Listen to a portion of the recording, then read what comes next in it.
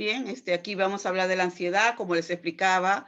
De repente alguien en algún momento la ha vivido, la ha experimentado, o también de repente ha visto a algún ser querido que está pasando por un proceso de estos, ¿no?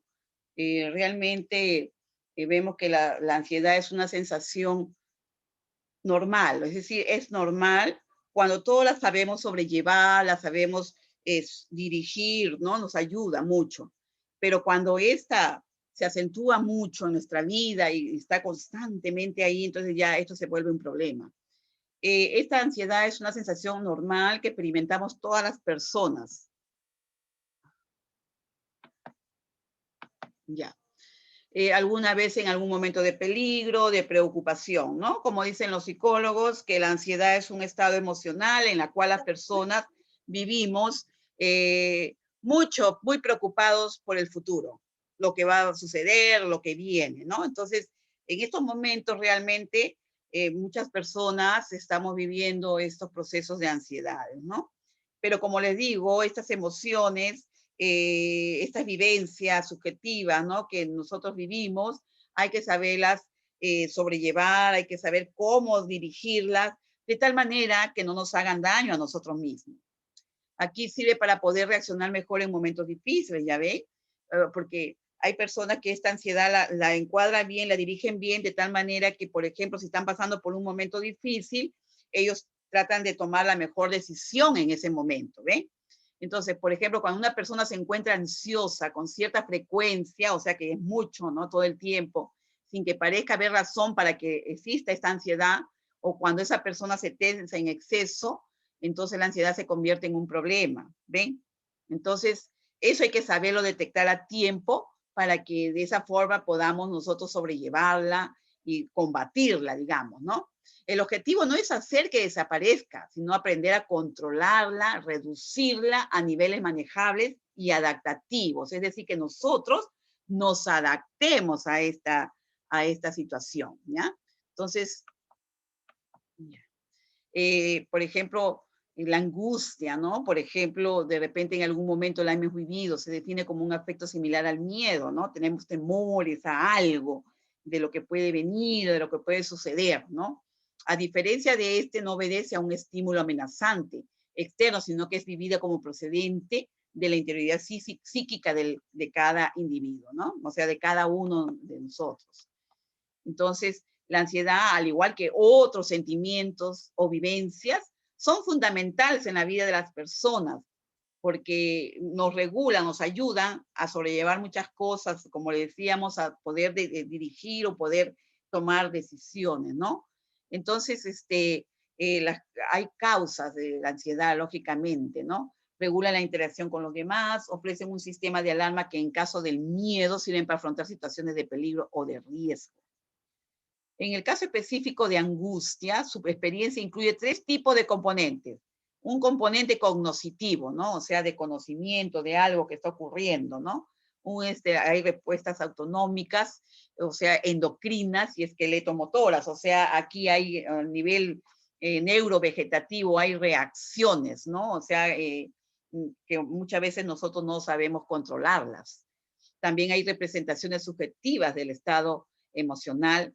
Y bueno, hay unas teorías de los psicólogos que dicen las teorías conductistas, dicen que la angustia es una respuesta condicionada a un estímulo ambiental, ¿no? O sea, a un temor, a algo que para nosotros representa un peligro, ¿no?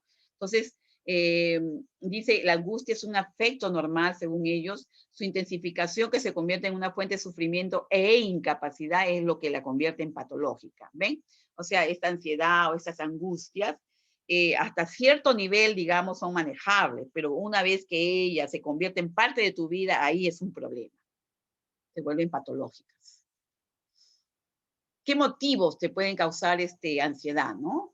A ver, por ejemplo, hay personas que tienen problemas con la ansiedad porque tienen tendencias a reaccionar exageradamente ante las dificultades. Entonces, otras personas se vuelven ansiosas como consecuencia de un acontecimiento desagradable que haya estado pasando, viviendo, ¿no? Y otras en ocasiones la ansiedad aparece justo cuando se han solucionado algunos problemas. Entonces, es algo emotivo, ¿no? Que si ya se solucionaron las cosas, queda esa sensación todavía, ¿no? Ahora, ¿cuáles son esos síntomas? Porque, ¿por qué nos preocupa el estudio de esta ansiedad? Y esto es muy importante, jovencitos, porque como estamos hablando de la salud mental de las personas, entonces, ¿cuáles son sus síntomas? Como cualquier enfermedad, cuando ya se vuelve enfermedad, nosotros sabemos, debemos saber reconocer los síntomas de esta ansiedad. Porque lógicamente tú reconociendo estos síntomas, tú ya puedes diagnosticarla, tú puedes decir, ah, no, esta persona está pasando por esto, vamos a tomar estas medidas. La característica esencial es que se vive un sentimiento de desazón, desasosiego generalizado y persistente, ¿no? En la persona ansiosa, que no están referidos a ninguna circunstancia ambiental en particular. Entonces, aquí es habitual que el paciente se queje de estar permanentemente nervioso, por eso le decimos tan ansioso, ¿no? También ellos manifiestan sufrir temblores, tensión muscular, exceso de sudoración, mareos, incluso vértigos. La taquicardia, ustedes ya saben lo que son esas manifestaciones, ¿no? El aumento del latido cardíaco y molestias epigástricas, o sea, a nivel del epigastrio, ¿no? Entonces, todo es a nivel neurovegetativo, ustedes se van dando cuenta, ¿no? Son manifestaciones neurovegetativas como reacción a la ansiedad. Con frecuencia manifiestan diversas obsesiones y presentimientos de carácter negativo. La persona ansiosa generalmente siente obsesiones, siente cosas que van a suceder, como que son cosas negativas, cosas peligrosas, ¿no? En la cual él se siente, o ella se siente en peligro. Entonces, esto es un comportamiento que ya lógicamente estamos entrando en la psicopatología. Para que el trastorno de ansiedad sea diagnosticado como tal, el paciente debe presentar síntomas de ansiedad todos los días o en varias semanas, o sea, durante todo el tiempo, durante varias semanas seguidas. Entonces, eso nos va a indicar que ya estamos en este cuadro psicopatológico, ¿verdad? Va a haber miedo, amenaza, siente la persona, se siente amenazada, está viviendo estrés, está constantemente en alerta y tiene una ansiedad, o sea, ese estado de disposición de huir, está intranquilo, tembloroso, ¿no? Y siente conflictos con él mismo e incluso sus reacciones con los demás es de esa forma, ¿no? Entonces las personas le dicen, ¿qué pasa, no? Eh, Cálmate, tranquilízate. Ahora, ahí vamos a ver, por ejemplo, que estos signos son la aprehensión, tensión muscular, vemos que hay hiperactividad vegetativa, como les decía, a nivel de sistema neurovegetativo, que es algo que nosotros no podemos controlar. También los niños, en el caso de niños, suelen manifestar una necesidad constante de seguridad y atención, ¿no? Cuando ustedes, a aquellas jóvenes que tienen niños, ustedes van a ver esa manifestación, que el niño siempre quiere estar a tu lado, que busca seguridad, atención, y suele quejarse reiteradamente. No hay que dejarlo pasar, siempre hay que conversar con él, que manifieste, a ver a qué le tiene miedo, qué le está pasando. Esto es muy importante porque en los niños muchas veces esas manifestaciones de protección, de seguridad, nos dicen muchísimo, ¿no? Entonces nosotros no dejemos pasar estos signos, ¿no? Estas manifestaciones sintomatológicas de la ansiedad son muy variadas y pueden clasificarse en diferentes grupos, ¿no? Como estamos viendo en la parte psicológica, parte física, ¿no? O sea, la parte psicológica y de conductas, o sea, cómo reacciona la persona con los demás, cómo se interrelaciona, bien, mal, qué problemas están sucediendo, ¿no? Entonces, de esa forma, ya tú vas logrando captar los síntomas y poder llegar a un buen diagnóstico. Hay también problemas a niveles o manifestaciones a niveles intelectuales o cognitivas, ¿no? Eh, por ejemplo, la persona que es muy inteligente, que resuelve los problemas y todo eso, muchas veces se le puede poner la mente en blanco. De repente está en medio de una exposición y la mente se le vuelve en blanco, de tal manera que dice que en qué parte estaba, se olvidó, ¿me entiendes? Entonces eso también nos está diciendo que hay un problema ahí, ¿no? Entonces, todas estas manifestaciones en conjunto nos van a decir que hay este proceso de la ansiedad, ¿no? Estos síntomas. Ya. Entonces, aquí también vamos a ver que a nivel social, cómo se interrelaciona con las demás personas, constantemente está de repente alterado, ¿no? O sea, cómo se está interrelacionando con los demás. Bueno, no todas las personas tienen los mismos síntomas muchas veces, ¿no? Ni esto la misma intensidad en todos los casos, porque eso depende de cada persona. Como siempre conversamos nosotros en las enfermedades o en las manifestaciones físicas, psicológicas, orgánicas, lógicamente que las personas no todas manifestan de la misma manera esto, ¿no? Cada quien tiene su forma de poder presentar su manifestación, pero sí, tú viendo, observando, y te vas a dar cuenta que la persona está pasando por un proceso de ansiedad. Cada persona, según su predisposición biológica o psicológica, se muestra vulnerable, ¿no? O susceptible unos u otros síntomas, ¿ven? Entonces, ¿cómo hacer para que la ansiedad no vaya creciendo, ¿no? O sea, que esto vaya aumentando y lógicamente afianzándose en la persona y que realmente pues ya se cimiente la enfermedad en este paciente, ¿no? Entonces, lo primero es impedir que la ansiedad siga aumentando, ¿no? Si tú estás verificando esa sintomatología de la taquicardia, sudoración en las manos, temblores incontrolables, emociones de miedo, de tensiones, de que algo va a pasar, entonces eso ya nos está diciendo que la persona está en este peso, pero lo importante en estos casos es detectarlo y impedir que esto siga aumentando, ¿no? Acentuándose en las manifestaciones en la persona que lo está padeciendo. Para ello, la persona ansiosa tendrá que ir haciendo algunos cambios en su estilo de vida, ¿no? Por ejemplo, nos recomienda mucho que hagamos ejercicios y realmente hacer ejercicios respiratorios, sobre todo. Ustedes hagan inspiraciones y expiraciones suaves, de tal manera que estos procesos de la ansiedad se van a ir liberando y te van a ayudar muchísimo a controlarlo, ¿no? Entonces, de esa manera, tú te puedes ayudar muchísimo con ejercicios respiratorios, ¿ya? Por ejemplo, decir qué cosas hay que hacer necesariamente y qué cosas puedes aplazar para otra ocasión. No intentes hacer todo a la vez, eso es lo que sucede también, que a veces nosotros cuando tenemos una tarea que cumplir, algún trabajito que hacer o algo, entonces dices, ¿qué es lo que primero que tengo que hacer? Lo que está más para presentar o realizar, etcétera, etcétera. Lo que puede esperar un poquito, déjalo un rato ahí y luego continúas trabajando. Entonces, no hay que hacer todo a la vez, porque eso es lo que también nos produce esta sintomatología, ¿no? Entonces, organizarnos, ahí damos organización. Y algo muy importante también es que nosotros mismos encontremos un tiempo especial para nosotros mismos. Nosotros merecemos un regalo para nosotros mismos. ¿Y en qué consiste este regalo? Por ejemplo, si a ti te encanta por darte un baño en la tina, te das tu baño en la tina, te relajas. Por ejemplo, si a ti te encanta agarrar un buen libro precioso, te dedicas a leerlo bonito, buscas un lugar especial en tu casita y te pones a leer tu libro. De repente tú quieres ver una buena película, pues claro, no que una de pistola, de esas de matanza, no, algo que sea bonito, que te relaje, ¿no? Entonces, o escuchar buena música, eso que tú puedes usar un tiempo especial para ti, que tú te lo regales para ti. Entonces, eso te va a ayudar muchísimo también a tratar de controlar esos momentos de ansiedad, ¿ya? También ponte objetivos realistas y que tú sepas que puedes llegar a conseguir, ¿ya? O sea, tampoco no te mandar a tener objetivos que son inalcanzables, ¿no? Eso lógicamente te va a producir mucha ansiedad, angustia. Entonces, ¿para qué? Hay que programarse lo que tú puedes conseguir, lo que tú puedes dentro de tu trabajo y tus programaciones y todo lo que tú puedes conseguir, lo programas, ¿no? ¿Para qué mandarse a hacer cosas que no las puedes conseguir? Entonces, eso te va lógicamente a hacer más problemas de este tipo. Obsérvese y aprenda qué le suele ocurrir cuando empiezas a sentir ansiedad. A ver, obsérvese y aprenda qué le suele ocurrir cuando empiezas a sentir ansiedad, ¿ya? Eso es muy importante porque de esa forma tú lo vas a detectar a tiempo y tú dices, no, ya sé que me viene esta situación de la ansiedad, no, yo tengo que controlarlo, yo tengo que realizarme y me organizo y hacer todo lo que tengo que hacer. Entonces, obsérvese ustedes mismos, ¿no? Analicen y si vean qué momento está sintiendo ya que viene este momento, ¿no? Entonces, eso es muy importante aprender en qué situación se presenta. Intentas hacer algo para cambiar la situación y si descubre que hay algún conocimiento que está haciendo crecer tu ansiedad, lógicamente, dar solución a eso.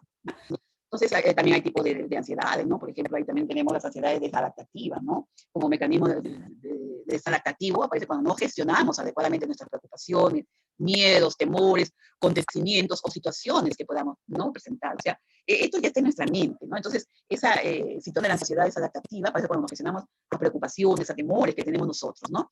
Entonces, ¿por qué tenemos este temor? Avísalos tú. ¿Por qué tengo miedo a esto? ¿Qué me está pasando? ¿Por qué me está sucediendo esto? Cuando tú encuentras la respuesta a esos miedos, esos temores o inseguridades que solemos tener en algún momento, lo identificas, entonces, no, porque yo tengo que solucionar esto de tal manera, esta situación. Entonces, ya estás controlando la situación. Se caracteriza porque tú anticipas posibles acontecimientos negativos o amenazantes, ¿no? Ante las posibles amenazas reales, o sean reales o no, ¿no? Entonces, también aquí en estos cuadros aparece la evitación, ¿no? Al escapar situaciones, pensamientos, sensaciones corporales, emociones que nos causan malestar, ¿no? Las personas que padecen ansiedad empiezan a modificar su vida para protegerse de sus propios temores, ¿ven?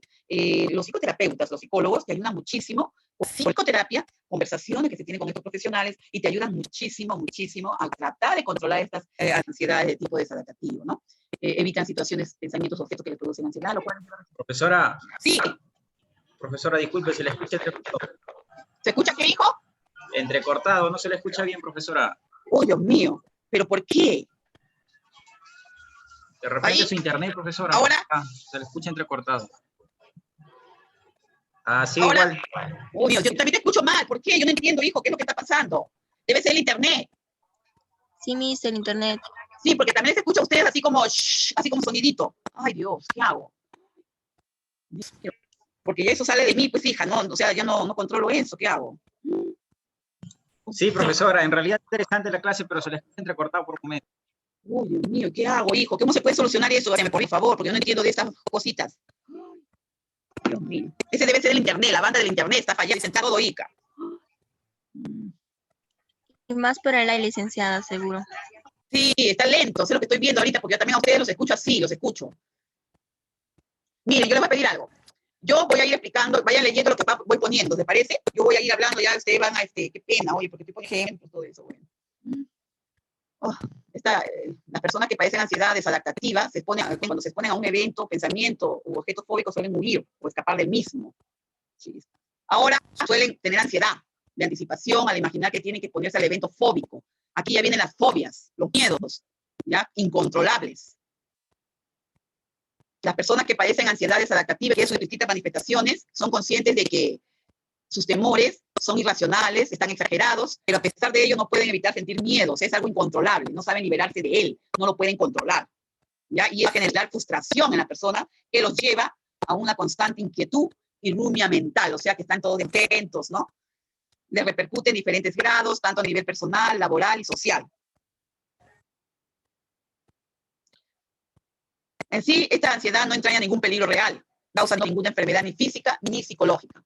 Aquí dice, por ejemplo, puede generar sentimientos de infelicidad, depresiones, va a haber manifestaciones de alteraciones en el sueño, se van a despertar a medianoche, de repente van a tener pesadillas, alteraciones sexuales, deterioro de las relaciones familiares, pueden ingresar al consumo de alcohol o de drogas como cannabis, y entre otros desajustes psicológicos y conductuales, ¿no? Depresión y distimia, que viene a ser una depresión profunda. Persona con ansiedad que suele tener más de un problema relacionado con la ansiedad, entonces, ¿por qué nos hace sufrir esto? Siempre dice es patológica, como habíamos dicho en un inicio. Generalmente es una emoción sana y normal, lógicamente cuando es controlada, pero cuando nos encontramos en riesgo, el cerebro dispara un conjunto de mecanismos defensivos orientados a preservar nuestra integridad. Cuando esta ansiedad se manifiesta ya con mucha frecuencia, ahí estamos ya hablando de una psicopatología. En su carácter desagradable también da parte de su valor adaptativo. Entonces debemos salir de la situación peligrosa en la cual nos encontramos, ¿no? Queremos poner fin a la ansiedad, y es una de las emociones más ligadas a la psicopatología, o sea, los problemas psicológicos, acarreando mucho sufrimiento y malestar en las personas que lo padecen. Ahora, ¿cómo es una ansiedad patológica? Aquí, por ejemplo, es exagerada respecto a la amenaza objetiva que la dispara, o sea, son ideas, ¿no? Se manifiesta con síntomas de activación que preparan al organismo para una acción defensiva frente a un peligro que no existe. En el plano cognitivo se presentan pensamientos específicos que sobrevaloran el riesgo. Ellos suelen adoptar la forma de preocupaciones más o menos puntuales según el caso. En el plano lógico se activa la rama simpática del sistema nervioso autónomo o neurovegetativo, generándose reacciones como la taquicardia, sudoraciones o la tensión muscular. ¿Ven? En el sistema motor se produce respuesta de evitación y escape, lo cual lleva a abandonar los entornos disparadores de ansiedad o soportarlos con mucho malestar. Ahí, por ejemplo, van a ver ustedes que el paciente presenta dolor de cabeza, temblores musculares, etcétera, ¿no? Factores de inicio, por ejemplo, vía la cual la ansiedad se torna patológica. Ahí puede haber sido una vivencia traumática, un episodio traumático, ¿no? Es generalmente la vía más dividida por la cual la ansiedad se vuelve patológica. Una persona tiene una reacción de miedo patológico porque se establece una asociación entre un evento neutral con otro que representa una amenaza real. ¿Ve? El modelado de aprendizaje por opción de modelos, la observación directa de alguna persona que padece alguna forma de ansiedad patológica puede conducir a que el observador adquiera el mismo miedo o una relacionada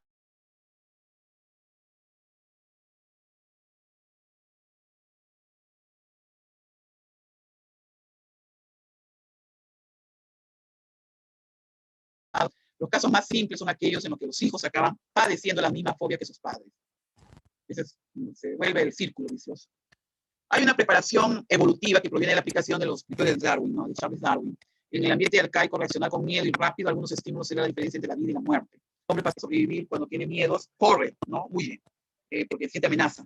De allí que se haya facilitado la reacción emocional ante los eventos realmente peligrosos, ¿no? Aunque hoy ya no involucra en riesgo, el cerebro conserva si es una facilidad para reaccionar definitivamente.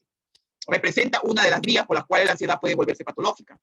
Y ahí es un problema, pues, ¿no? Y aquí dice que la hipótesis más fuerte de esta línea sostiene que nacemos en una reacción innata de temor ante estos estímulos preparados y que a través del proceso de socialización lo vamos reconociendo. A ver, factores de mantenimiento y modulación de la ansiedad patológica. Existen varios factores que pueden modular y mantener la reacción de ansiedad patológica a largo plazo. Inevitablemente la ansiedad patológica conduce conductas de evitación y escape, ¿no? Ahí vamos a ver que esta ansiedad patológica, lógicamente, hace que la persona sufra, ¿no? Y aquí vamos a ver que es el elemento crítico de mayor poder, digamos aquí, que a la hora de explicar el mantenimiento de la ansiedad patológica a largo plazo, ¿no? Que suele empezarse. Es decir, que la persona lo va a padecer por mucho tiempo. ¿Qué pasaría si esta persona efectuara un patrón de conducta opuesto? Es decir, que aproximarse lenta y paulatinamente a la causa de la ansiedad, intentar permanecer cerca de ellos en lugar de evitar y escapar. ¿Qué puede pasar? A ver, el miedo definitivamente iría en disminución hasta desaparecer. Este proceso recibe hoy técnicamente el nombre de aprendizaje de decisión y consiste en una disminución y desaparición de la respuesta del miedo por exponerse al estímulo que lo provoca. Esto es interesante porque esto ayuda a la persona a enfrentar sus temores. La conducta de evitación y escape mantienen los miedos patológicos que a veces interfieren en la vida, ¿no? Normalmente. Aquí, por ejemplo, con el proceso normal de extinción que tendría lugar si la persona lo quisiera, ¿no? Las respuestas de evitación y escape muchas veces no son siempre sencillas, adoptan formas sutiles y poco evidentes, ¿no? Estas conductas pueden ser indetectables para los observadores externos y adoptan formas de actos más comunes, pero interfieren a forma más natural de responder a algún estímulo, ¿no? Perpetúan así la ansiedad patológica, es decir, aquí ya hay problemas. Suelen llamarse de reaseguro. Al ejecutarse estas acciones brindan a la persona una seguridad momentánea, eso que en verdad no necesita. En el caso, la persona realiza los actos de evitación y escape con plena conciencia y voluntad de reducir su malestar. Pero en otras situaciones, estas conductas se efectúan sin conciencia y de manera automática con escaso o nulo registro cognitivo de conocimiento, ¿no? Revela que las conductas de reaseguro pueden pasar inadvertidas para el mismo sujeto. Cualquiera sea el caso, la conducta de evitación y escape se haya motivado por la búsqueda de alivio a su malestar, en el caso de la ansiedad patológica. Pero sin saberlo muchas veces la perpetúa, ¿no? O sea, sigue durando. En la patología de la ansiedad lo más importante no es la emoción misma ni su intensidad. Lo que conviene en esta emoción patológica es toda la parafernalia que a veces hacemos para evitar y controlarla. Aquí, ni más que todo, en estos casos, lo mejor es buscar ayuda profesional, ¿ya? Aquí los intentos de control, aliviar lo que transforma un emocional adaptativo y evolutivamente destinado a protegernos en algo desadaptado que acarrea sufrimiento y malestar. Este fenómeno se nota claramente en el trastorno de pánico y agorafobia. Agorafobia vienen a ser ya la fobia, los miedos, los moldes muy acentuados en la persona. Por ejemplo, agorafobia a espacios abiertos, ¿no? La persona no se expone, tiene miedo. Un cuadro caracterizado por la presencia de reacciones de ansiedad exageradas que van empeorando a medida que la persona incrementa esa ansiedad. Ahí está la agorafobia. ¿Ve? Es un trastorno de ansiedad que consiste en el miedo, ¿no? A situaciones de evitación difícil o embarazosa. La agorafobia se involucra en miedo a multitudes o de pasar solo para un lugar, espacio grande. O sea, por ejemplo, una persona que padece esta fobia,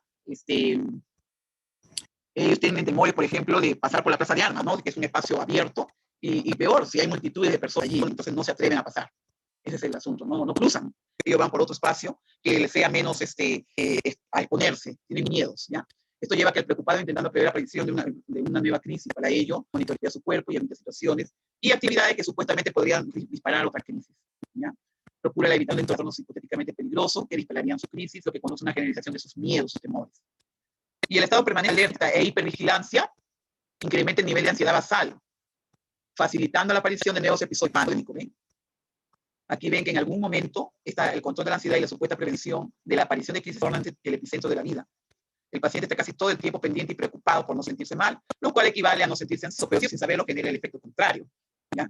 Bueno, en realidad para la ansiedad hay tratamientos, ¿no? Porque ya cuando se vuelve una enfermedad, lógicamente hay un tratamiento farmacológico. Y antes de utilizarlos hay que consultar siempre con un especialista. Esto es muy importante. Buscar la ayuda primero de un psicólogo.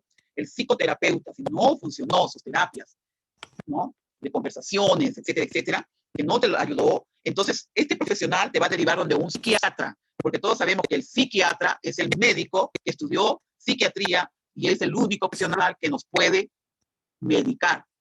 Él es el único que te puede indicar tus tratamientos farmacológicos, ¿ya? El psiquiatra. Entonces el psicoterapeuta lo deriva a un psiquiatra, es el especialista, que él te va a medicar, ¿ya? Aquí, en el tratamiento psicoterapéutico, pretende lograr que el paciente utilice los aspectos emocionalmente activos, ¿no? Con el terapeuta, para lograr una comprensión mejor de la naturaleza del problema que está viviendo, ¿no? Pero cuando esto no funciona, lógicamente, esta va a tener que ser llevada a seguir el tratamiento específico, ¿no? ¿Ya? Mire, la parte que han escuchado ahorita nosotros, esta la tenemos en la actividad número 7. Ya ustedes la tienen ahí en una separata que yo se las colgué en la plataforma. Lo que voy a hablar es el tratamiento en esta farmacológico en la ansiedad, ya sobre todo en esta enfermedad que estamos conversando. Esto es muy importante conocerlo, ¿ya?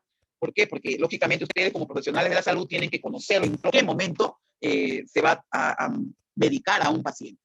Se calcula que los trastornos mentales representan el 12% de la carga mundial de morbilidad, ¿no? Pero solo una minoría de los afectados reciben tratamiento básico. ¿Por qué? Porque todos sabemos que los costos de estos tratamientos son costosos, son muy elevados. La Organización Mundial de la Salud analizó esos datos para el tratamiento eficaz de los trastornos mentales y llegó a la conclusión de que un enfoque combinado de psicoterapia y farmacológico probablemente sea el que dé mejores resultados. Pero también aparece el término prestador de salud, que implica a todos los profesionales que podrían estar implicados en el tratamiento de personas, incluyendo a pacientes con trastornos mentales. La prescripción, es decir, la orden que te da el profesional médico para que tú vayas y compres los medicamentos o los recibas o los vendan en una farmacia, ¿no? Y lógicamente que estos se tratan de psicofármacos, que son medicamentos muy especiales, suelen estar controlados por leyes y reglamentos nacionales. Aquí en el Perú es así también. No hay duda de que estos deben ser tenidos en cuenta por todos los prestadores de servicios de salud. Sin receta médica no te van a brindar los tratamientos, definitivamente, porque tiene que ser un médico tratante el que te los indique. La esquizofrenia, la salud física y los antipsicóticos. Los tratamientos para este tipo de problemas, lógicamente, se llaman antipsicóticos, ¿ya? O también ansiolíticos. En el caso de la edad, son ansiolíticos, ¿ya? En el caso de un paciente con esquizofrenia, en ellos hay mayores tasas de morbilidad, o sea, de enfermedad y muerte, y más riesgo de muerte prematura en relación con enfermedades de otro tipo, cuando se trata de enfermedades cardiovasculares o que la población en general pueda presentar, ¿no? Los efectos adversos de la medicación, el incremento del suicidio, como un estilo de vida menos saludable y una actividad de autocuidado. ¿Por qué? Escúchenme. Los antipsicóticos son tratamientos hechos a base de hormonas, ¿ya? Hormonas. Y lógicamente van a haber manifestaciones orgánicas y físicas, cambios físicos en el cuerpo del paciente, ¿ya? Muchas veces van a notar. Cada vez es mayor la evidencia que incluso antes de recibir un tratamiento antipsicótico hay un aumento de alteraciones metabólicas en pacientes con esquizofrenia. Varios autores plantean la esquizofrenia como un síndrome de envejecimiento acelerado y proponen un concepto de esquizofrenia más amplio que el habitual, ¿ya? Hay un trastorno del desarrollo, se entiende que esta enfermedad como un trastorno del desarrollo con anomalías en muchas funciones cerebrales, no solo psicosis, y que afecta muchas partes del cuerpo, no solo el cerebro. La introducción y el uso generales de los antipsicóticos atípicos ha puesto de manifiesto la relación de estos fármacos con los efectos adversos endocrino, metabólicos y cardiovasculares, ¿ya? Entonces, esta relación de los psicofármacos y sus efectos adversos tiene lugar que está produciendo un aumento dramático en la incidencia y prevalencia del síndrome metabólico. Todos sabemos lo que es el síndrome metabólico, ¿no? El síndrome metabólico viene a ser los cambios que se ven a nivel de todo lo que es, por ejemplo, las dislipidemias, las hipercolesterolemias, las triglicidemias, ¿no? Entonces, todo lo que son las grasas, todo se van a ver alteradas por la acción muchas veces de estos antipsicóticos. A raíz del uso de manera generalizada de los antipsicóticos de segunda generación, ha aumentado el número de estudios que evalúan las alteraciones metabólicas en pacientes que sufren un primer episodio psicótico, ¿ya? O sea, cuando recién empieza el problema. Algunos de los estudios que evalúan los casos de síndrome metabólico se van a incidencias del síndrome metabólico del 10% a las 6 semanas que empezó la terapia y de 13.6% cuando al año de que empezaron las terapias. ¿Ven? Entonces siempre va a haber muchos cambios, ¿no? Y analizando esos parámetros se define que el síndrome metabólico, algunos estudios encuentran que en un periodo de 6 meses de tratamiento se van a observar diferencias significativas, ¿ves? En las concentraciones plasmáticas de la glucosa, en ayuna, los triglicéridos y en la vez del perímetro abdominal, como les digo, con el riesgo de eventos cardiovasculares asociados. Cuando se habla de enfermedades metabólicas, estamos hablando de la alteración de todo lo que son los colesteroles, bueno y malo, de todo lo que es, sobre todo los triglicéridos, lo que es la glucosa, ¿no? Todos esos cambios. Y, por ejemplo, usted ve que cuando un paciente va a presentar un cuadro, está haciendo un cuadro de diabetes mellitus tipo 2, ustedes van a ver que el perímetro abdominal aumenta. Y, lógicamente, todo eso conlleva a problemas cardiovasculares. Este aumento es observado en un periodo relativamente corto de tiempo y en un grupo de pacientes jóvenes. ¿Ven? O sea, son investigaciones que se han hecho cuando los pacientes han empezado a tomar los antipsicóticos. Ahí se ha visto también que el control de glucosa en ayunas a las 6 semanas de que se empezaron el tratamiento, en el caso de los hombres, se vio un aumento de la glucosa, no así en el caso de las mujeres. Y en el perímetro abdominal, a los 6 meses, solo en el caso de las mujeres, se vio el aumento. Los psiquiatras, al elegir el antipsicótico emplear en el primer episodio psicótico, deben tener en cuenta los diferentes niveles de riesgo de que desarrollan esos efectos adversos. La familia debe preguntar por estos a la hora de recibir la receta. Esto es muy importante que el paciente esté informado. Los mecanismos por los que los antipsicóticos producen sus efectos en el empeoramiento del perfil metabólico son escasamente comprendidos y presentan gran variabilidad, ¿no? de manifestaciones. En la mayoría de los casos, la magnitud, el aumento de peso, explica la aparición del tipo de la diabetes tipo 2, ¿no? Hay casos que la aparición de la diabetes se produce sin cambios en el peso corporal, son determinados casos, pero generalmente la diabetes tipo 2 se manifiesta con el aumento de peso. Estos sugieren efectos de los antipsicóticos en la función del transportador de glucosa, de manera que la atenuación directa produciría elevaciones de la glucosa constante, ¿no? Y una hipersecreción compensadora de la insulina. Por eso que muchas veces el paciente también se vuelve resistente a la insulina. Aquí, por ejemplo, el efecto de los cambios de antipsicóticos. También hay un buen porcentaje de pacientes con esquizofrenia que cambian el antipsicótico en el caso de un año. El riesgo de tener que cambiar el antipsicótico para mayor en pacientes que reciben otros antipsicóticos convencionales que en pacientes que están en tratamiento con antipsicóticos de segunda generación, que no son diferentes tipos, ¿no? La frecuencia de cambio se incrementa con el paso del tiempo. Eso sí, aquí los psiquiatras tienen que manejar mucho, ¿no? Los antipsicóticos en dosis, sobre todo cantidades, dosis a administrar al paciente, que juegue mucho con las dosis. Y después ir cambiando los antipsicóticos, porque el paciente como que hace resistencia también a ellos, ¿no? ¿Ya? Aquí los motivos generales que llevan al cambio son, por ejemplo, la falta de eficacia, los problemas que lo toleran mucho y los problemas de incumplimiento en medida. Estos motivos dependen del antipsicótico que está recibiendo el paciente, ¿no? En un estudio en la práctica clínica se observó que entre los pacientes que cambian a un antipsicótico convencional predominan con motivo del cambio los problemas de eficacia, especialmente sucede sin un tratamiento con un antipsicótico atípico. O sea, aquí el profesional médico tiene que ver bien qué es lo que le va a ir bien a este paciente, porque no todos reaccionan igual a los antipsicóticos, ustedes lo están viendo. Entonces, esa forma tiene que tratar con variabilidad de antipsicóticos y dosis. Entre los pacientes que cambian a un antipsicótico atípico predominan con motivo del cambio los problemas de tolerabilidad, sobre todo si proceden de un antipsicótico convencional. Los efectos adversos más molestos son los síntomas extrapiramidales. Esos son problemas neurológicos, el aumento de peso, los trastornos cognitivos, de la conducta, ¿no? La sedación, porque a veces los dopaminos se quedan medio dormidos. Los trastornos relacionados a la hiperprolactinemia, o sea, cuando hay producción de prolactina, ¿no? La disfunción sexual, la depresión, la agranulocitosis, que esto viene a ser la presencia de que el cuerpo, la médula ósea, no produce una cantidad adecuada de glóbulos blancos, ¿no? Los eosinófilos. Y los trastornos metabólicos, ¿ven? Se complican, ¿no? En el caso de la población infanto-juvenil, los efectos adversos ocupan un lugar destacado con motivo de cambio, ya que estos son más acusados en los adultos, ¿no? O sea, se ven más, especialmente los derivados de la hiperprolactinemia y el aumento de peso, ¿ves? Son efectos secundarios que, lógicamente, a muchas personas no les gustan, ¿ya? Bueno, aquí se ve que hay cambios, indicaciones de cambios potenciales, ¿no? De antipsicóticos, según este resumen por motivos de eficacia, ¿no? En el caso de síntomas negativos o síntomas positivos persistentes, o sea, el problema, en caso estamos hablando del paciente esquizofrénico, ¿no? Su recaída a pesar de un buen cumplimiento, motivo de tolerabilidad, hay estos, ¿no?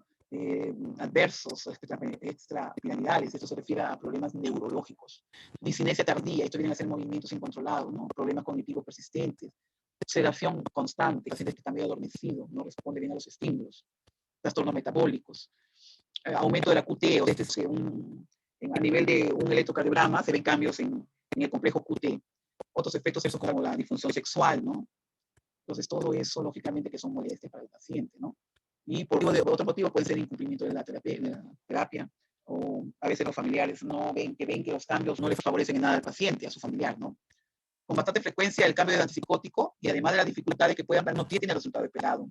Y una proporción importante de pacientes vuelven a cambiar el antipsicótico. Pero esto tiene que ser, lógicamente, dirigido por el médico, ¿ya? Aquí se debería maximizar los beneficios del antipsicótico antes de tomar la decisión de cambiarlos. Aquí, por ejemplo, ¿cómo considerar contraindicaciones potenciales del cambio de los antipsicóticos, ¿no? Pacientes que acaban de recuperarse de un episodio, no se puede cambiar, ¿ya?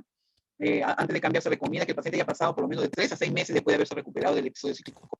O sea, no se le puede quitar los medicamentos, ¿ya?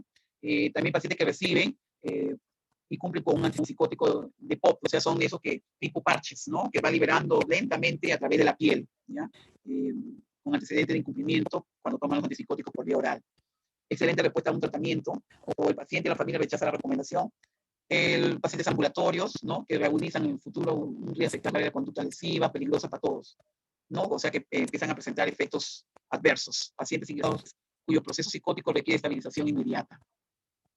Entonces, o sea, el médico es la persona encargada de tratar de cambiar estos medicamentos. Ahí tenemos psicofármacos esenciales, aquellos que satisfacen las necesidades prioritarias de la atención de salud mental de una población. Paliar los síntomas, deben estar siempre disponibles en todos los niveles de atención de la salud, deben estar disponibles dentro del contexto del sistema de prestación de servicio mental. Cualquier momento, las cantidades adecuadas, las dosis, todo, tienen que tenerlas, ¿no? Apropiadas, con calidad asegurada e información adecuada. Y también a un precio que el individuo, la comunidad, las personas que tienen este problema puedan costearlo, ¿no? Aquí en el Perú, en la estrategia sanitaria de salud mental, les otorgan ciertos medicamentos, les brindan, ¿ya? Pero son medicamentos básicos, no esenciales. Existe un gran número de tratamientos para el manejo farmacológico de los trastornos mentales. Se ha observado que muchos de ellos son eficaces en etapas agudas y para prevenir recaídas. Otros siguen sin demostrar su eficacia a largo plazo y al control diario de los trastornos mentales. Y estudios de rentabilidad se han centrado en buscar las ventajas de las clases más nuevas de medicamentos. Los resultados indicaron que aunque los fármacos más nuevos pueden tener menos efectos secundarios o tener otros diferentes. Aquí vemos los principios básicos de la prescripción, ¿no? Tener en cuenta beneficios y riesgos potenciales para cada paciente, ¿ya? El profesional de la salud debe hablar con sus pacientes, con los miembros de la familia o las personas que se ocupan de ellos, que están cerca de estos pacientes. Es muy importante que siempre se les comunique todo. Debe tenerse presente que la mayoría de los trastornos psiquiátricos pueden abordarse eficazmente mediante la intervención farmacológica, terapéutica y no farmacológica. El prescribir un psicofármaco no descarta que también estén indicadas intervenciones psicológicas y psicosociales. Esas ayudas son muy buenas, muy positivas para el paciente y la familia. La combinación de tratamiento farmacológico con intervenciones psicosociales suele dar mejores resultados. Es decir, medicamento más sesiones con el psicólogo. Excelente, ¿no? Sesiones de conversaciones o psicoterapias, ¿no? Las prescripciones no deben entenderse sin haber realizado una evaluación clínica detallada y sin haber estudiado los mecanismos psicológicos subyacentes de los síntomas. Eso es muy importante. Hay que hacer un estudio muy profundo de la situación del paciente, ¿ya? Hay que dejar claro al paciente el tratamiento en un periodo planificado con antelación, porque esto va a seguir controlado, o sea, en forma seriada, de tal manera que el médico va viendo cómo es la evolución del paciente. Y este puede estar relacionado con propiedades farmacológicas del medicamento empleado o con la enfermedad que se está tratando, depende del cuadro, ¿no? Y la dosis se va ajustando gradualmente, especialmente en pacientes, por ejemplo, adultos mayores o en pacientes con enfermedades ya con manifestaciones muy fuertes, ¿no? De problemas de salud mental. Por ejemplo, aquí debe recetarse la dosis eficaz mínima basada en la evaluación para tratar los síntomas, ¿no? Su parte, o sea, evaluar también la situación social del paciente, psicológica, y dónde vive o dónde está ubicado, ¿no? Dónde se encuentra, ¿no? Entonces, paciente que debe hacer un viaje arduo para obtener tratamiento requiere, por eso se habla de la parte geográfica, de la distancia que tiene el paciente, o sea, para trasladarse de su lugar de origen hasta el hospital, ¿ya? Ahí, para obtener el tratamiento requiere un suministro mayor que aquellos que tengan unidad para llegar a una farmacia. Eso es muy importante también, ver la realidad del paciente. Si un paciente vive, por ejemplo, aquí en Caquetá, estamos de aquí hasta, por ejemplo, Ocucaje, ¿no? Ocucaje es lejos, ¿no? Para poderse trasladar a una farmacia. Entonces, es muy importante ver, o sea, cuántas dosis se le puede dar y la cita, cómo van los cambios. Siempre es bueno tener también el número del profesional, del médico tratante para cualquier cambio, inmediatamente informar, ¿ya? Informarle a la familia y al paciente acerca de los efectos secundarios, como las medidas que deben tomarse en caso de manejo de un producto, ¿no? Es decir, reducir dosis y tranquilizar al paciente, ya que algunos de estos efectos suelen ser pasajeros.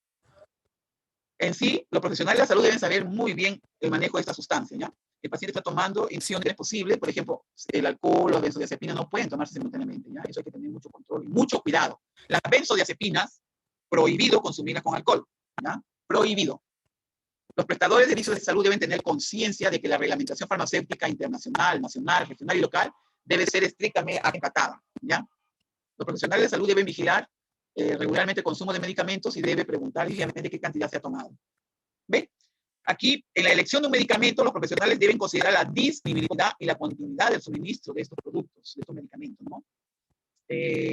A ver, si caso el paciente esté presentando efectos indeseados, lógicamente adversos, comunicar al médico profesional y él va a indicar las probabilidades de ser interrumpido y evitar su uso, ¿ya?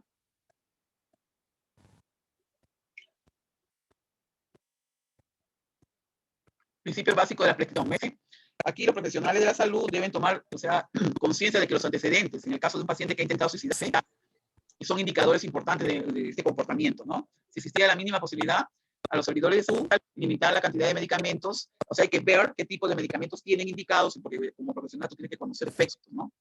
A elaborar un régimen en el que haya vigilancia clínica frecuente y también seguimiento de parte de los miembros de la familia y los amigos, ¿no? Las personas que rodean al paciente. En la historia clínica, siempre debe tener en cuenta los antecedentes de abuso de sustancia, incluso el abuso de psicofármacos. Es muy importante que leer esa parte, ¿no? Si el paciente abusa de otros productos. Esta información debe tenerse presente a la hora de recetar psicofármacos. El paciente que está recibiendo psicofármacos que sea debidamente controlado, no puede estar abusando de alcoholes ni otro tipo de drogas, porque lógicamente va a haber contraindicaciones, ¿ya?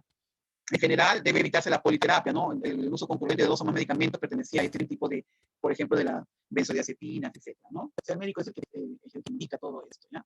Muy bien, por ejemplo, aquí, evaluación preliminar y estrategia de atención inicial, ¿no? Aquí vemos que en la psicosis se debe tratar la enfermedad subyacente. Inicialmente, los prestadores deben excluir la posibilidad de que una enfermedad o un trastorno por abuso, eso hay que ir descartando. Cuando el paciente abusa de sustancias, puede requerirse deshabituación o ajuste de la medicación, eso ya lo va a indicar el médico, pero hay que informarse, ¿no? Si a ti te llaman a cuidar a un paciente de este tipo, tú tienes que informar los cambios. De esa manera el médico sepa qué está sucediendo con el paciente, ¿ya? Aquí se pueden obtener detalles clínicos gracias a los individuos que convienen al paciente. Esto es muy importante, la observación y el cuidado de este paciente. Si por ejemplo, ustedes indagan sobre si se produjeron cambios en el patrón del sueño, ¿no? En el momento que hablan, la conducta o la rutina diaria de esa persona. Evaluar si el paciente está pensando en un acto de autoagresión, ¿no? De autolesionarse. Los intentos de suicidio pueden ocurrir en cualquier momento de enfermedad. Los periodos más preocupantes son durante las exacerbaciones psicóticas agudas, cuando el paciente puede responder alucinaciones o delirios. Las semanas después de una exacerbación psicótica aguda, momento que el paciente puede experimentar síntomas depresivos, ¿ya? En el caso de una esquizofrenia, hay una relación entre la duración de la psicosis sin tratar, ¿no? Sin tratar, y la evolución poco satisfactoria a largo plazo. Eso es muy importante por eso. Ir viendo la evolución del paciente y la formación constante con el médico tratante, ¿ya? El objetivo principal es reducir los síntomas más graves, las alucinaciones, delirios, agitación, pensamiento y comportamiento desorganizado, ¿ven? Los antipsicóticos constituyen la medicación básica para la esquizofrenia y los trastornos psicóticos relacionados, ¿no? Estos fármacos son eficaces contra los síntomas psicóticos, ¿no? Embotamiento afectivo, moderado inexistente. Los antipsicóticos de primera generación o de segunda generación atípicos, por ejemplo, a excepción de la clozapina, ¿no? Que es de primera y segunda generación, son similares a para tratamiento a corto plazo de los síntomas psicóticos. Estos dos grupos se difieren notablemente en cuanto a los efectos adversos. En pacientes con esquizofrenia, en fase aguda u otros trastornos psicóticos, los prestadores de servicios de salud deben plantearse la prescripción, ¿ven? O sea, aquí es muy importante el trabajo del profesional de la salud y la familia, ¿ya? Lógicamente, observando mucho al paciente que está siendo tratado con estos medicamentos, ¿ya? Los prestadores de salud no deben considerar la clozapina como un tratamiento farmacológico, puede causar efectos adversos potencialmente mortales. Aquí se debe considerar el tratamiento intramuscular, solo el tratamiento oral no es factible, ¿ya? Hay terapias también intramusculares. Durante el tratamiento con antipsicóticos, los prestadores de servicios de salud deben comprobar si se han desarrollado efectos secundarios neurológicos, como por ejemplo, en el caso de rigidez muscular, temblores, espasmos musculares, movimientos involuntarios, anormales, de lengua, boca y cara. Además, deben comprobar el peso, presión arterial y realizar otros seguimientos, tipos de comportamientos en el paciente que se les ha dado. ¿Ve? Al menos una vez que ha desaparecido el episodio agudo por el cual pasó el paciente, es recomendable seguir el tratamiento durante al menos un año. Si en este tratamiento 2/3 de los pacientes caen antes de un año, tienen que continuar con la terapia. No hay ninguna estrategia para identificar la dosis eficaz mínima para prevenir las recaídas. Y aquí, durante el tratamiento a largo plazo, los prestadores pueden mantener o reducir las dosis administradas durante la fase aguda. Aquí, por ejemplo, el estado clínico, las circunstancias particulares, para aumentar la observancia de la prescripción médica por parte del paciente, pueden llevarse a cabo intervenciones no farmacológicas. Se recomienda usar un solo antipsicótico.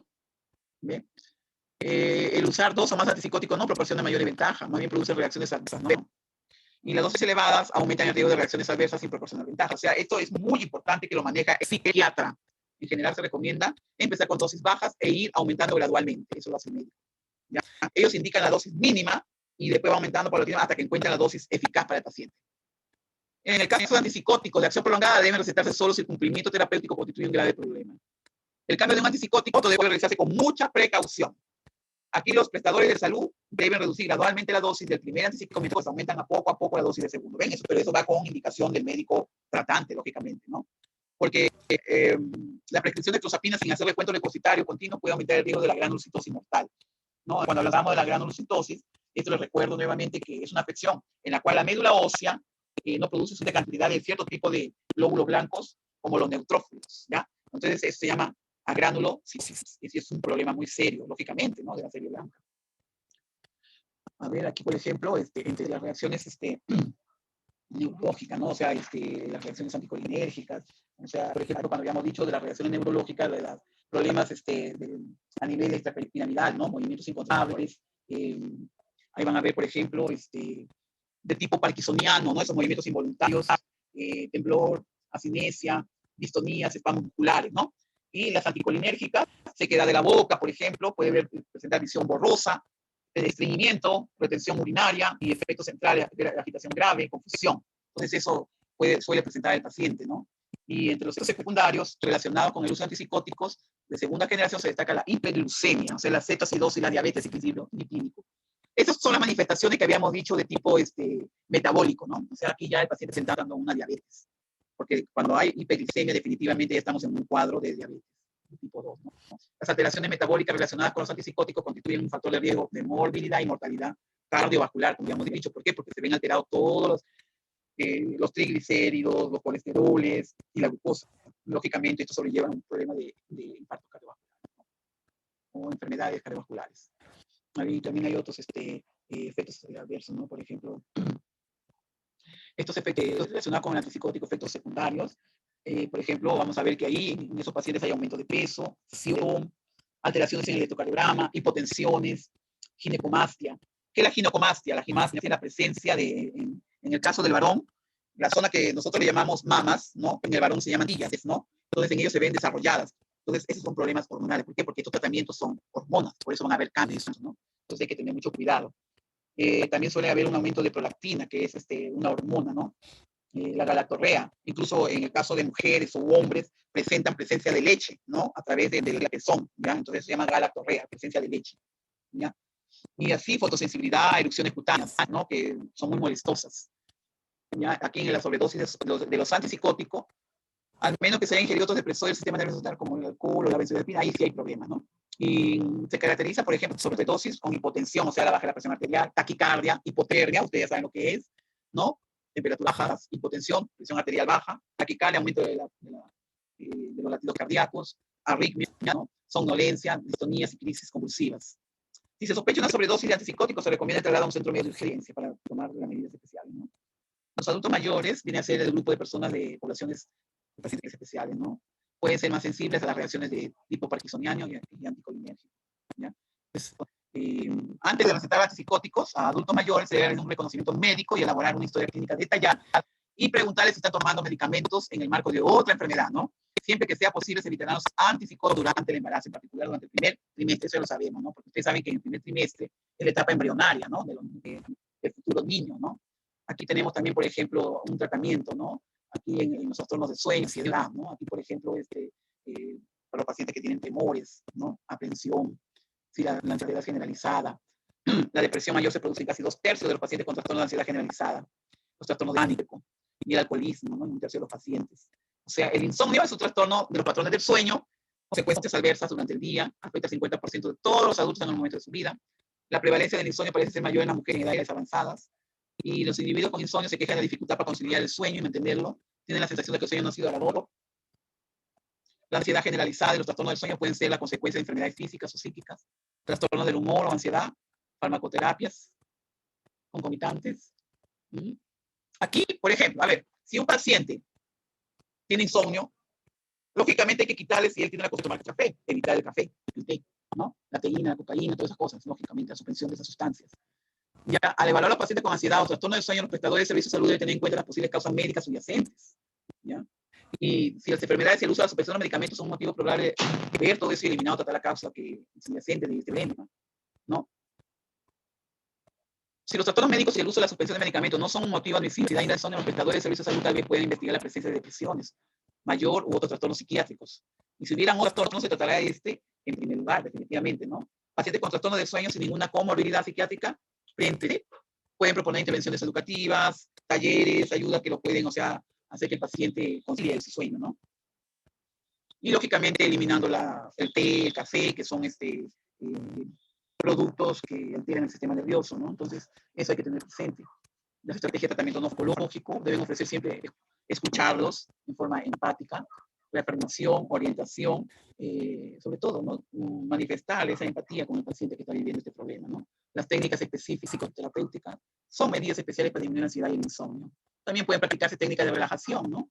Ayudan muchísimo los ejercicios de respiración o por ejemplo, el yoga también es una medida muy interesante.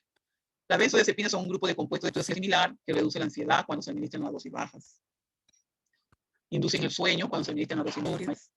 Las pautas clínicas recomiendan en general prescribir la benzodiazepina para tratar la ansiedad o el insomnio grave, discapacitan y que causa angustia extrema. Los prestadores de servicios de salud deben tener en cuenta que el uso de las benzodiazepinas está asociado a problemas de dependencia, síndrome de abstinencia, y deben usarse en dosis eficaz mínima durante el menor tiempo posible. En el tratamiento a corto plazo con benzodiazepinas, ¿no? Por el alprazolam, el alprazolam, esos medicamentos, la utilización está bajo control internacional, eso ya lo sabemos. Nosotros podemos no acercarnos a una farmacia sin receta médica y pedir estos medicamentos porque no te lo van a vender, definitivamente, está prohibido. Estos medicamentos se venden con receta médica, ¿ya? La benzodiazepina puede agruparse según su semivida de eliminación, cómo se elimina, ¿no? Semivida corta, intermedia, larga. Ahí tenemos, por ejemplo, la trazolam intermedia, el lorazepam corta, oxazepam corta, temazepam intermedia y triazolam ultra corta. ¿Ve? La de vida larga son el diazepam, el clorazepam, el flurazepam, nitrazepam. Las benzodiazepinas con semivida de eliminación corta se prefieren porque reducen al mínimo la sedación diurna, pero pueden causar síntomas de rebote más a menudo que la de semivida de eliminación larga. O sea, también tienen sus efectos, ¿no? Por eso aquí los médicos con lo que juegan es con las dosis, ¿ya? Las benzodiazepinas de vida ultracorta se recomiendan en general debido a los posibles síntomas de rebote, ¿no? O sea, evitar los síntomas de rebote. La benzodiazepina facilita la conciliación del sueño, ¿no? Reducen los despertares nocturnos, aumentan la duración total del sueño, o sea, tienen un sueño reparador. Reducen ansiedad patológica, agitación y tensión muchísimo al paciente, ¿no? Entonces, aquí el diazepam es un medicamento esencial para tratar la ansiedad y los trastornos del sueño. En los individuos con trastornos de ansiedad generalizada, los prestadores de salud pueden considerar la posibilidad de usar una benzodiazepina, pero solamente en un tiempo limitado. Ya por eso que todo esto tiene que ser controlado por el médico psiquiatra. Ahora, si tú estás cuidando a un paciente de este tipo, tú tienes que llevar un control estricto de cuántos días va de terapia, etc. Eso es lo que hay que hacer. Un control estricto de la medicación. ¿Cuándo empezó a tomarlos? ¿Qué cantidad de dosis? Es muy importante la información con el médico, siempre con el médico tratante, ¿no? Aunque él lo escribe en historia clínica, pero nosotros que somos los que oramos, tenemos que tener también ese dato. El objetivo es paliar los síntomas suficientes para permitir al paciente empezar con tratamiento base con técnicas cognitivas conductuales. Aquí empieza la ayuda con terapias cognitivas, ¿no? Y de conductas. Un tratamiento de cortación máximo de 4 semanas que comience con la dosis más baja posible durante un tiempo predefinido. Entonces puede usarse como tratamiento inicial. Dice, los médicos empiezan con las dosis más bajas, pero cuando están en crisis agudas, ellos dan la dosis más alta para controlarlo. Pero cuando el paciente pasó la fase aguda, lógicamente empiezan después bajan a la mínima y después poquito a poco hasta que encuentran su dosis efectiva. El diazepam es tratado cuando se necesite, por ejemplo, un efecto ansiolítico durante el día, un efecto hipnótico por la noche para que duerma, ¿no?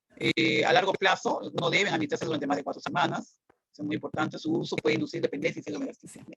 Por eso que son drogas controladas. Cualquiera no se puede automedicar esto. Esta duración de tratamiento debe ser con el paciente identificar con antelación, no necesita seguimiento si fuera posible al médico tratante y tener su teléfono de profesional para aplicar los cambios que puedan presentarse. Aquí la benzodiazepina debe administrarse en dosis mínimas durante el menor tiempo posible. Aquí, por ejemplo, el diazepam puede administrarse en dosis orales de 2 miligramos 1 a 3 veces al día e ir aumentando hasta llegar a dosis orales de 5 a 10 miligramos 2 veces al día. Generalmente se recomiendan dosis inferiores para niños y adolescentes. Según los casos, se debe advertir a los que no conduzcan ni manejen maquinaria pesada mientras estén tomando benzodiazepina. Eso es muy importante. ¿Por qué? Porque lógicamente estos medicamentos producen somnolencia, un relajamiento, ¿no? Y si tú estás manejando un auto, puede producir un accidente. Aquí los prestadores de salud no deben prescribir 2 o más benzodiazepinas simultáneamente, ¿ya? Eso hay que tenerlo en cuenta siempre, ¿ya? Aquí, por ejemplo, se debe evitar la administración de benzodiazepinas en individuos proclives a la adicción. Eso es muy importante. No deben prescribir benzodiazepina en pacientes con insuficiencia respiratoria. ¿Por qué? Porque relaja al centro regulador de la respiración, lógicamente.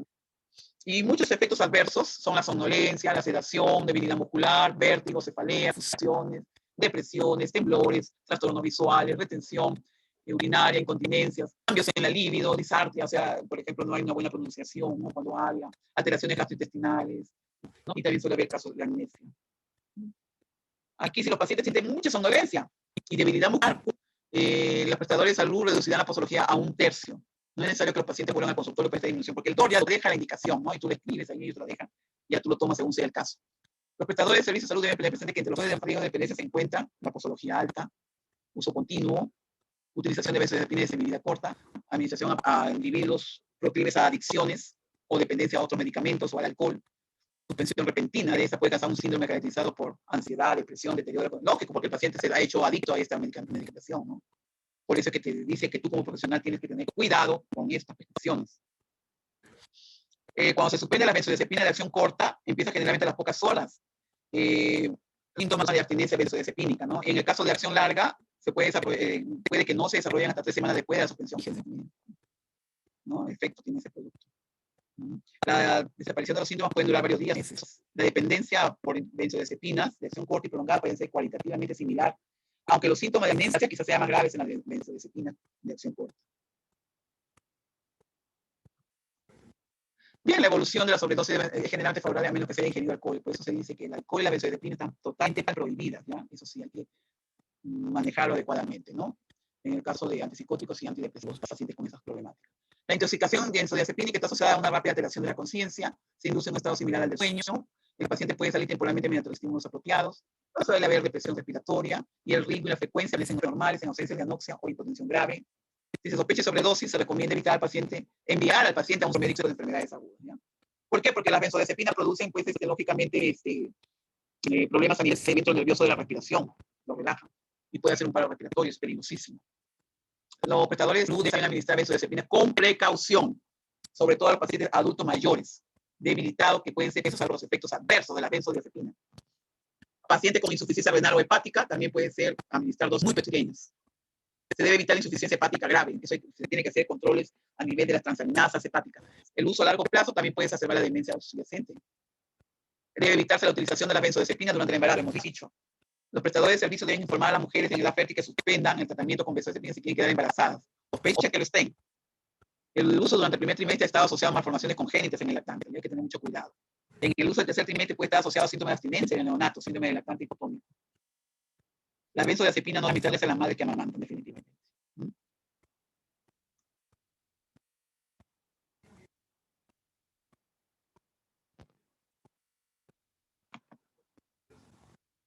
Chicos, hola. El tema en sí es bien largo, ¿ya? Y bueno, espero que ahora ustedes lo repasen, lo vean, ¿no? Lo que queremos llegar aquí es que este tema es muy importante en el aspecto de que como profesionales de la salud manejamos medicamentos y ya ustedes han visto los efectos adversos cuando las terapias son muy largas, ¿no? O sea, cuando los tratamientos son de mucho tiempo, en realidad el profesional médico tiene que jugar mucho con las dosis de estos productos. Ya esto es muy importante tenerlo presente.